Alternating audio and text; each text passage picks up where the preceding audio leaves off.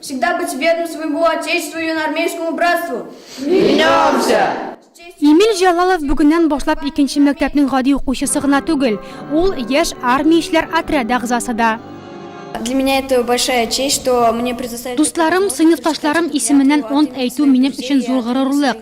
Кечкенәләрне якларга, өлкәннәрне хөрмәт итәргә, дөрестлек өчен көрәшергә онт итәм. Яшь армияче исеменә тап төшермәячәкмен. Яшь армиячеләр Россия укучылар хәрәкәтенең бер юнәлеше. Агымдагы елның 1 сентябреннән шәһәрнең 2нче мәктәбе пилот мәйданчыгы булып сайланган иде. Бүген исә 7нче сыйныф укучыларын яшь армия хәрби патриотик хәрәкәт сафларына кабул итү тантанасы узды. Мин юнармеец булуым белән бик горурланам. Беренче карашка кызлар һәм армия берничек тә туры килми. Но кызлар да алар шундый ук защитники отечества. Һәм мин дә илемнең лаеклы гражданины булырга телим. Әлеге тантана ватан геройлары көненә туры килүе юкка түгел. Яшь армиячеләрнең төп максаты ватанга туры хезмәт итү һәм хәрби хезмәткә әзерлек.